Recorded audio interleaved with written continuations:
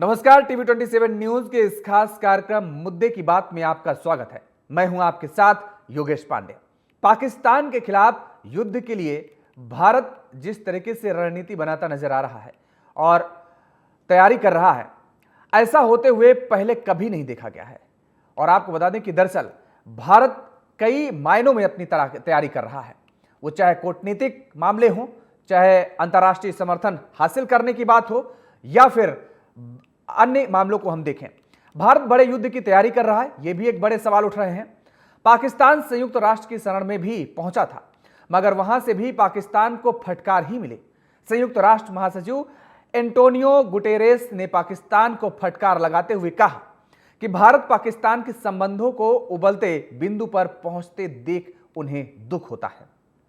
Guterres ने कहा कि मैं पहलगाम में हुए भयानक आतंकी हमले के बाद की भावनाओं को याद करता हूं और उन्हें समझता हूं। भारत ने पाकिस्तान का पानी रोकने से लेकर आयात निर्यात तक को प्रतिबंध कर दिया है।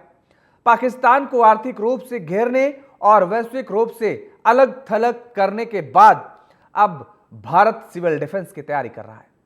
सरकार ने निर्देश दिए हैं कि देश के सभी 244 जिलों में मॉक ड्रिल किया जाए, ताकि आम लोगों को भी यह पता हो कि युद्ध के दौरान उन्हें क्या करना चाहिए और क्या नहीं करना चाहिए।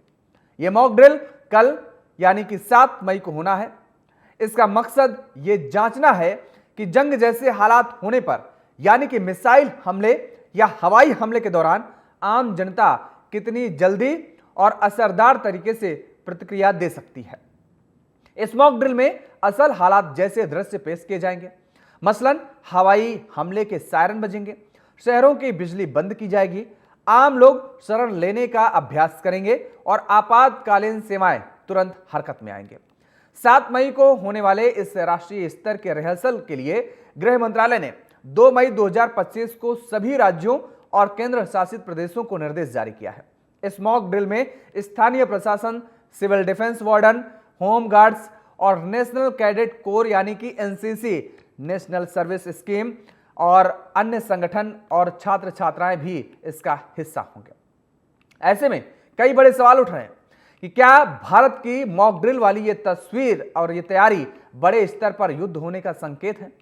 क्या ये मॉक ड्रिल पाक समर्थित देशों के भारत पर हमले की आशंका से की जा रही है? यह भी एक बड़ा सवाल है। और क्या भारत पाकिस्तान के तनाव के बीच ये विश्व युद्ध का रूप भी ले सकता है? क्या दिल्ली में जारी हाई लेवल बैठक की जो तूफानी तैयारी है, ये कुछ और बड़े संदेश दे रही क्या? इन्हीं संदेशों को और इन्हीं मायनों को आज समझने की कोशिश करेंगे। हमारे साथ कुछ मेहमान जुड़े हुए हैं, आपका तारुफ करा देते हैं और चर्चा की शुरुआत करेंगे और समझेंगे कि आखिर भारत जिस तरीके से तैयारी कर रहा है, ये तैयारी, इन तैयारियों के मायने क्या हैं और होने वाला क्या है। हमारे साथ कैप्टन रिटायर्ड श्याम कुमार जी जुड़े हुए, रक्षा विशेषज्ञ जी हैं, बहुत स्वागत है सर आपका। देवानंद लैमरोड जी हैं, रक्षा विशेषज्ञ हैं, आप भी बहुत स्वागत है सर आपका।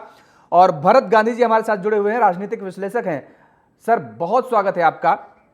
संजीव श्रीवास्तव सर जुड़े हुए हैं, अंतर्राष्ट्रीय मामलों के जानकार हैं, संजीव श्रीवास्तव सर आपका भी बहुत स्वागत है। और सबसे पहले श्याम कुमार सर, मैं आपके पास आऊंगा और समझना चाहूंगा कि जिस तरीके से तैयारी चल रही है, भारत सरकार की तरफ से जिस तरीके से राज्यों को निर्देश जारी किए गए हैं, अलर्ट जारी किया गया है, इस योजना के, इन योजनाओं के मायने क्या हैं और क्या भारत किसी बड़े युद्ध की तैयारी कर रहा है क्या? धन्यवाद, जय हिंद। मैं सबसे पहले तो ये क्लियर कर दूं कि एक युद्ध होता है और एक शांति होती है, और हमारा जो युद्ध चल रहा है अभी, ये शांति और युद्ध के बीच का युद्ध है, और मैंने इसे नाम दिया है शांत युद्ध। तो ये शांत युद्ध चल रहा है, इसलिए सबसे पहले हमारे नागरिकों को ये समझना है कि ज्यादा उतावलापन या ज्यादा परेशान होने की जरूरत नहीं है।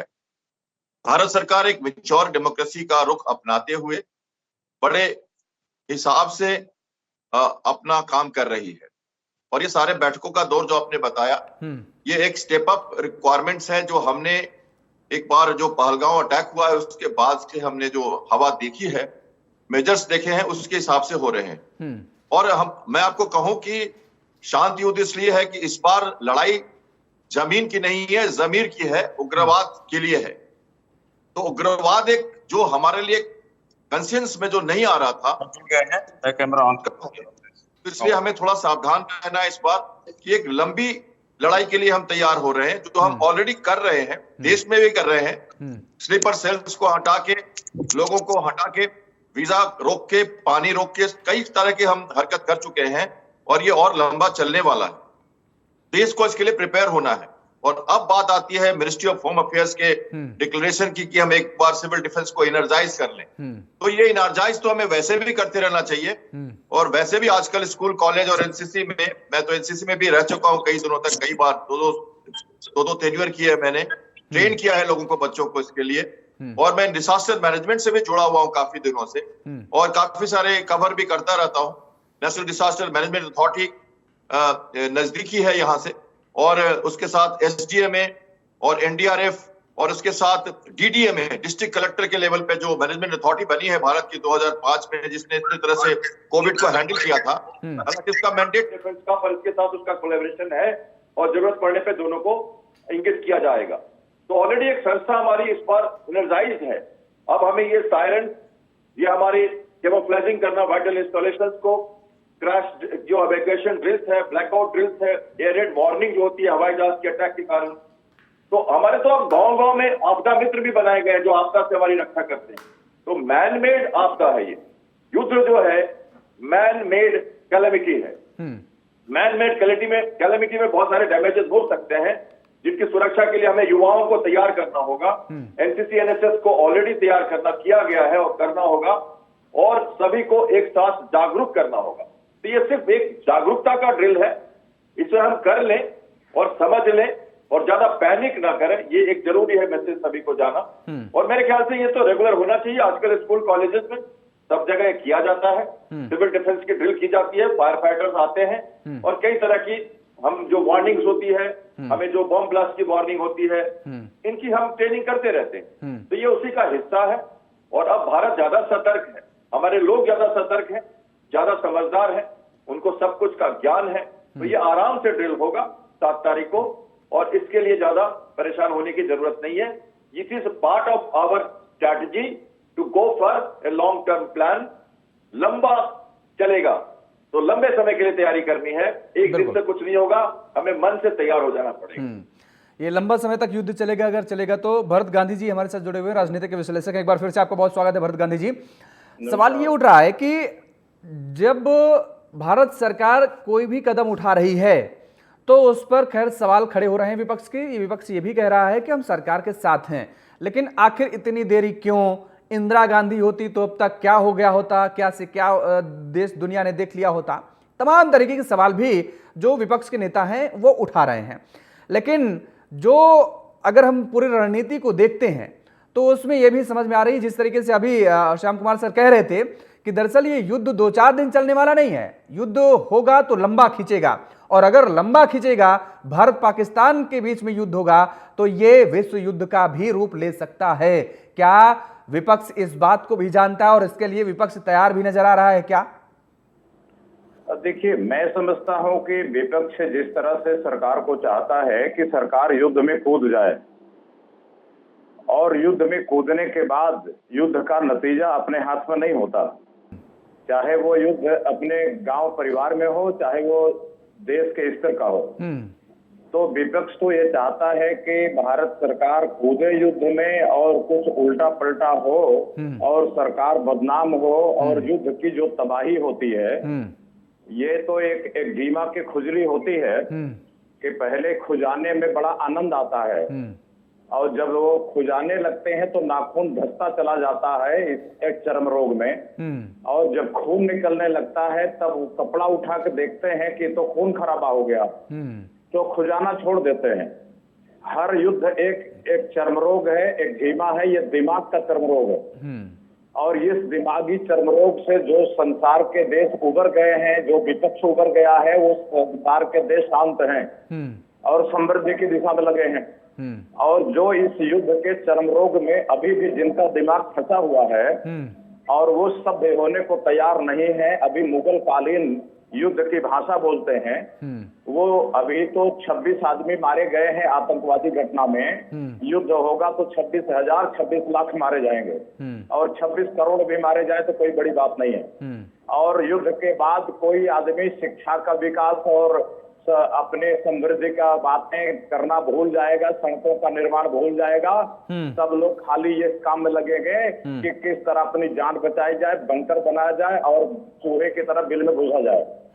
इसलिए विपक्ष जिस तरह सरकार को ललकार रहा है, यह जो ललकार है ये केवल सरकार को युद्ध के दलदल में फंसाने की कोशिश में लगा है। लेकिन मुझे लगता है कि मोदी सरकार बहुत इंटेलिजेंट गवर्नमेंट है।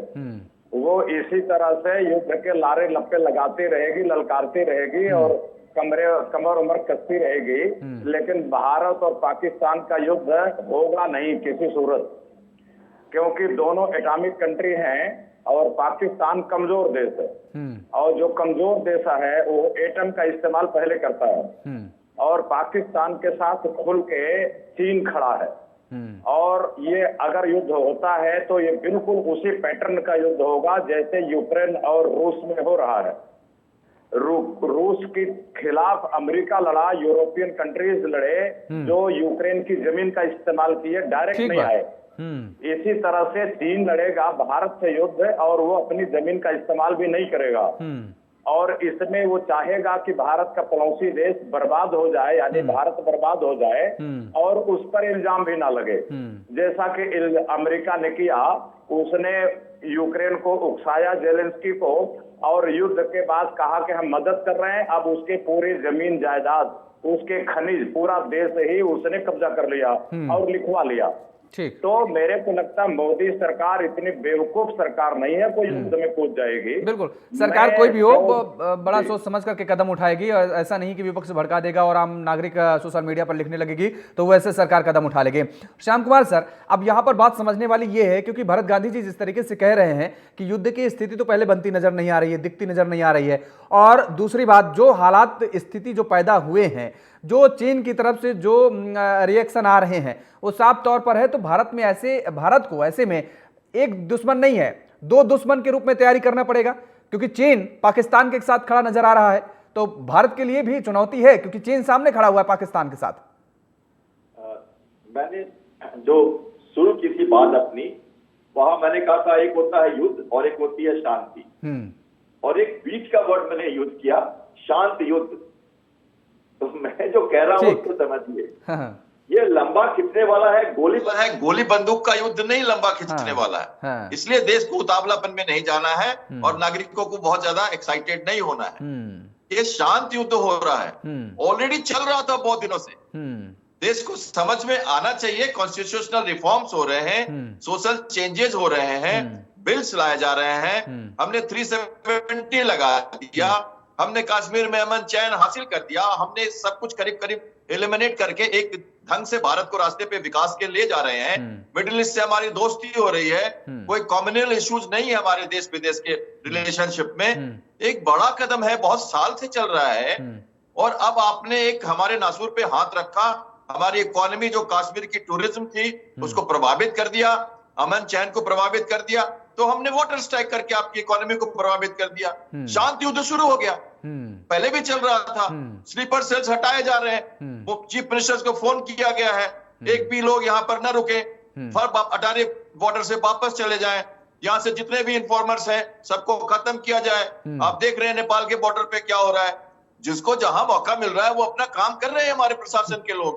सेना नहीं लड़नी चाहिए हमेशा, सेना तो रेडी है, मैं तो नेवी से हूँ, बिल्कुल मुझे तो पता है। हम तो मालदीव में एक्सरसाइज कर रहे हैं, मालदीव जो हमारा एंटी था और एक मुस्लिम कंट्री है उसके साथ एक्सरसाइज कर रहे हैं। आज आईएनएस शारदा वहां है, ह्यूमैनिटेरियन रिलीफ ऑपरेशंस में ट्रेनिंग कर रहा है मालदीव में जाके। वर्ल्ड को मैसेज है कि जरूरत पड़ी तो हमारे पास नेकलेस ऑफ डायमंड के पॉलिसी के तहत भारत अपने अगल बगल के कंट्री से मदद लेगा। हमारे पास ईरान भी है, चावार पोर्ट भी है, बादार पोर्ट के बगल में।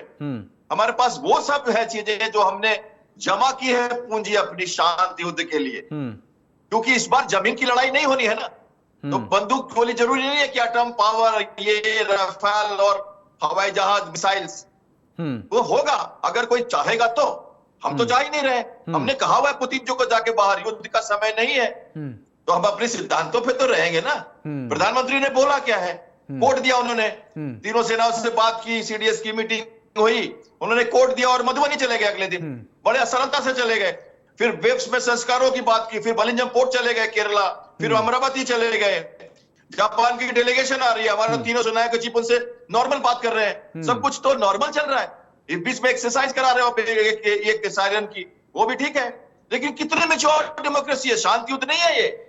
और कैसे शांति होती है? नहीं सर, शांति युद्ध तो है, एक्सरसाइज का आप जिक्र कर रहे हैं, ये सारी बातें जायज हैं, लेकिन आप एलओसी पर भी तो नजर दौड़ाइए ना, किस तरीके से वहां पर सीज फायर का उल्लंघन किया जा रहा है, किस तरीके से वहां पर फायरिंग की जा रही है।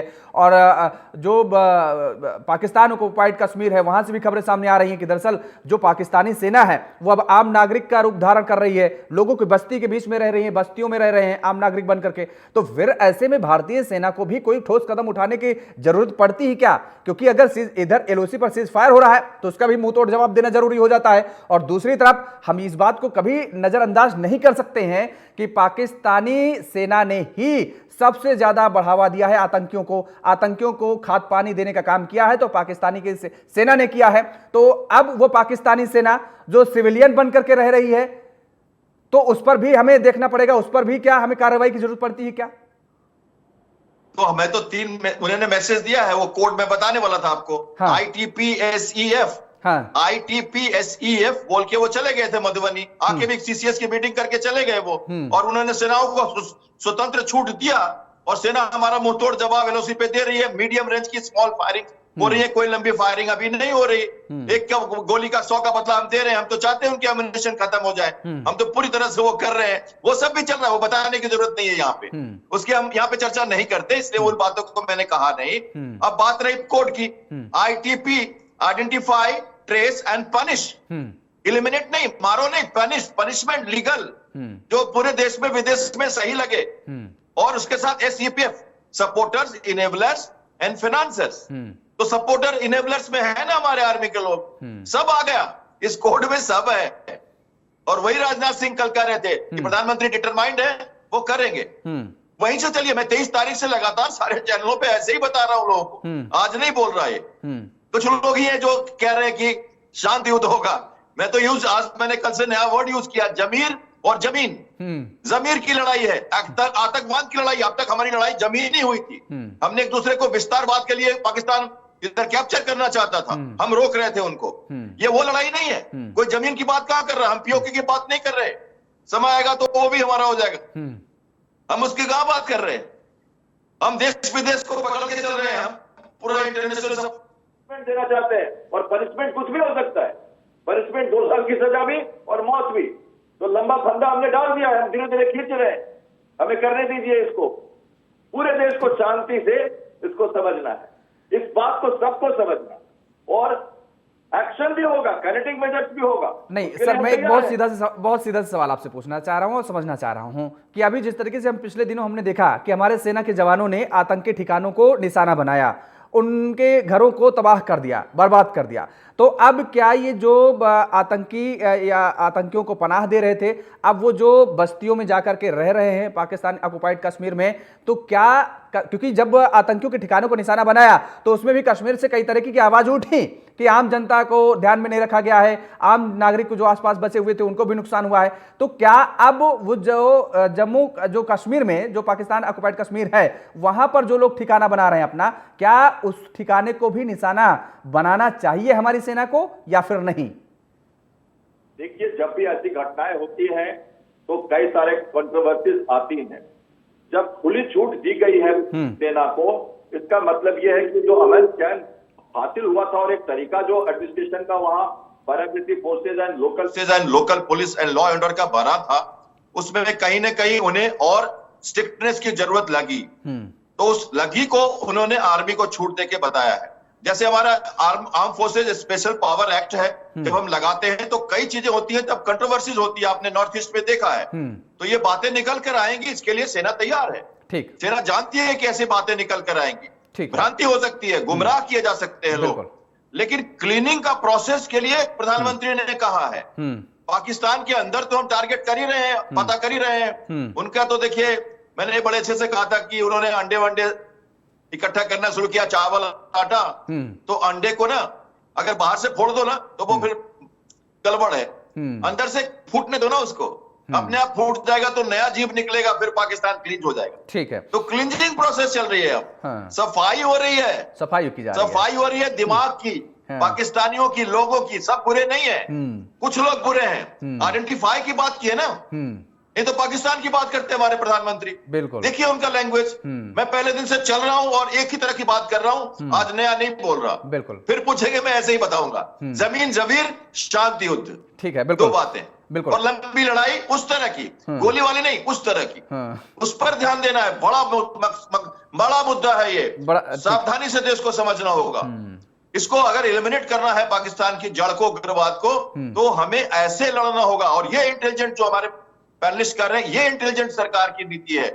कोई भी हो सरकार, मैं इससे मतलब नहीं रखता, मुझे पॉलिटिकल विल के साथ रहना है। जो आज की सरकार है हम उसको देख रहे हैं, हम अपनी सेना को देख रहे हैं, हम अपने ऑर्गेनाइजेशन को देख रहे हैं और उनके मैच्योर बिहेवियर को देख रहे हैं। ठीक है, जो हो रहा है वो स्टेप अप हो रहा है, आराम से हो रहा है और बड़े बड़े मैच्योरिटी के साथ पूरे विश्व को साथ लेकर धीरे धीरे हो रहा है। बड़ी रणनीति के साथ भारत आगे बढ़ रहा है। बिल्कुल, भरत गांधी सर, मैं आपसे समझना ये चाहूंगा कि अभी तो हमने विपक्ष का आपसे सवाल लिया कि विपक्ष जिक्र कर रहा है कि भारत युद्ध में कूद जाना चाहिए भारत को, और मुंहतोड़ पाकिस्तान को जवाब देना चाहिए, पाकिस्तान को खत्म कर देना चाहिए।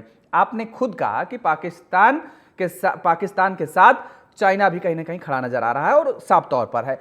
ऐसे में अगर जब पाकिस्तान और भारत के बीच युद्ध होता है, स्थिति बिगड़ती है, तो उस बीच क्या यही विपक्ष और कुछ लोग पाकिस्तान के प्रति नरमी बरतने लगेंगे और फिर युद्ध विराम की जो है वो बातें करने लगेंगे? क्योंकि अभी तो युद्ध में कूदने की बात कर रहे हैं और फिर जब स्थिति बिगड़ी, जाहिर तौर पर युद्ध किसी अच्छी बात का संकेत नहीं है। युद्ध होता है किसी भी देश में तो वो देश की आर्थिक स्थिति टूटती है, आर्थिक स्थिति बिगड़ती है और देश काफी पीछे चला जाता है। वैसे हालात फिर यहां भी होंगे, पैदा होंगे।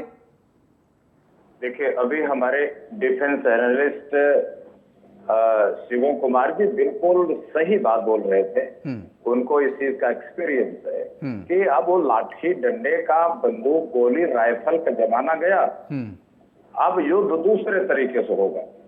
अब ये डिसास्टर वाला युद्ध होगा और वो डिसास्टर में आपको ये जमीन से कुछ लड़ने की जरूरत नहीं है, ये सारा कुछ आसमानों से होगा। और जो सरकार ने अभी जो सिंधु नदी का जो जल बंद करने का फैसला किया है वो ठीक दिशा में है। वो ठीक कह रहे हैं कि ये शांति की दिशा में युद्ध है, ये युद्ध के लिए युद्ध नहीं है। This is war for piece. तो अभी जो अपोजिशन है वो तो पाकिस्तान से नहीं लड़ना चाहता, वो मोदी गवर्नमेंट से लड़ना चाहता है।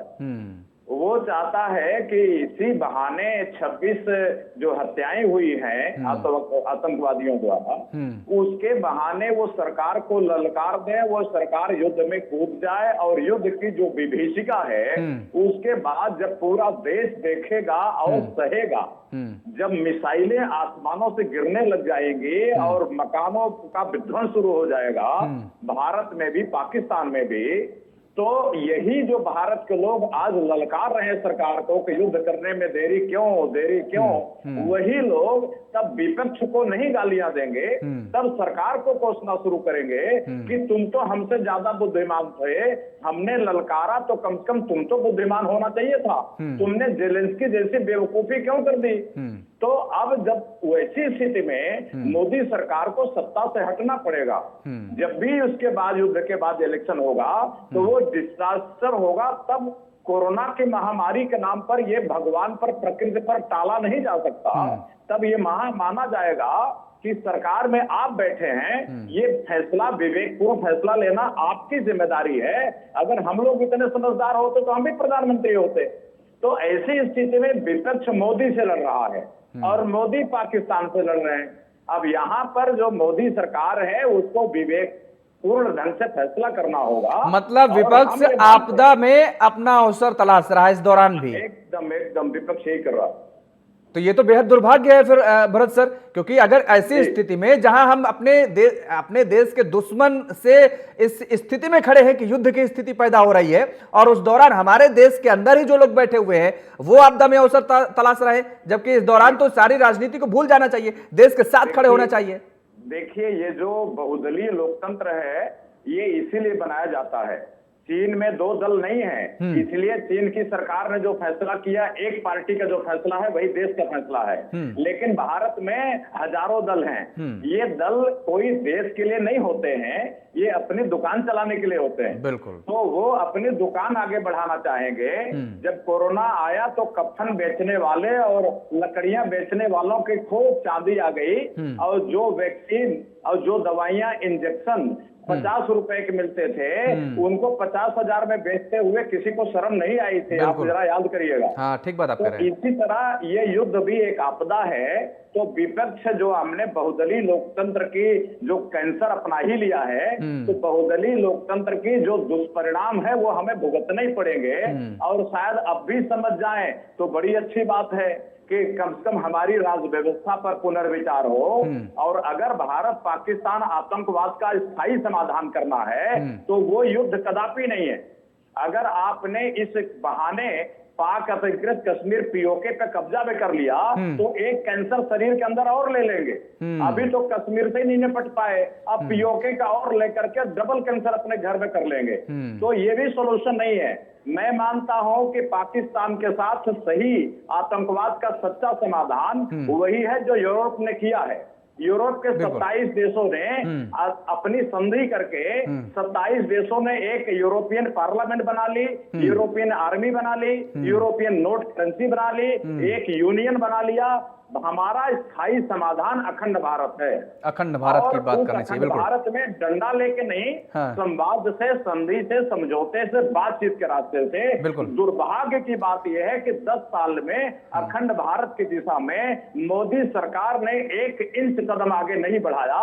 अगर 10 साल में बढ़ाया होता तो साउथ एशियन यूनियन बन चुकी होती, आज ये आतंकवादी घटना न घटती। पाकिस्तान में भारत की पुलिस होती, पाकिस्तान में भारत की आर्मी होती, और पाकिस्तान को ऑब्जेक्शन भी ना होता, वहां कोई टेररिस्ट कैंप ना होता। ये बड़ी बात आपने कही भरत सर। और श्याम कुमार सर, मैं आपके पास आऊंगा 10 सेकंड में अपना फाइनल कमेंट प्लीज। बिल्कुल, देखिए, भारत को एक दूसरे आयाम से अब लड़ना है, और इस बार की लड़ाई में हमें इस जो पुरानी जो हमने जो नीति अपनाई है उससे आगे लड़ना है। और मुझे लगता है कि काफी काम हमने किया है। विश्व में अपना प्रभाव जमाना बहुत जरूरी था। बड़े भाई का रोल रीजनल स्टेबिलिटी में जरूरी था, वर्चस्व इस एरिया में जरूरी था, इकोनॉमी को ग्रोथ में लाना जरूरी था, और मिलिट्री को भी स्ट्रांग करना जरूरी है। तो हम आज मिलिट्री को आत्मनिर्भरता की तरफ ले जाके स्ट्रांग कर चुके हैं, और बहुत कुछ हमने हासिल किया है, वो बहुत जरूरी था। इकोनॉमी और मिलिट्री पावर और सॉफ्ट पावर, इन 3 चीजों के साथ देश का विकास होता है। सॉफ्ट पावर हमारे पास कल्चरल पहले से है। बिल्कुल। इकोनॉमी हम बढ़ा रहे हैं और मिलिट्री को स्ट्रांग कर रहे हैं आत्मनिर्भर बना के, क्योंकि दूसरे देशों के बारे में निर्भर नहीं रह सकते। बिल्कुल, आत्मनिर्भर बनना पड़ेगा, और हमने काफी कुछ हासिल किया है और मजबूती के साथ स्टैंड किए हैं, और अभी भी काफी कुछ हासिल करने के लिए बाकी है। बहरहाल, आप दोनों मेहमानों को हमारे साथ जुड़ने के लिए और समय देने के लिए बहुत बहुत शुक्रिया, बहुत धन्यवाद सर। तो आतंक के आका पाकिस्तान को नेस्तनाबूद किया जाए, और इसे लेकर साधु संत भी उतावले हो रहे हैं। प्रयागराज के श्रृंगवेरपुर धाम पर साधु संतों ने भी गंगा किनारे अस्त्र शस्त्र चलाने का अभ्यास शुरू कर दिया है। गंगा तट पर शस्त्र विद्या का अभ्यास करते हुए जगत गुरु नारायणाचार्य स्वामी शांडिल्य महाराज जी ने कहा कि पीएम मोदी उन्हें बस इशारा कर दें तो वो पाकिस्तान की ओर कूच कर जाएंगे। मुद्दे की बात में आज इतना ही। देश और दुनिया की तमाम खबरों के लिए आप देखते रहिए TV 27 न्यूज। नमस्कार।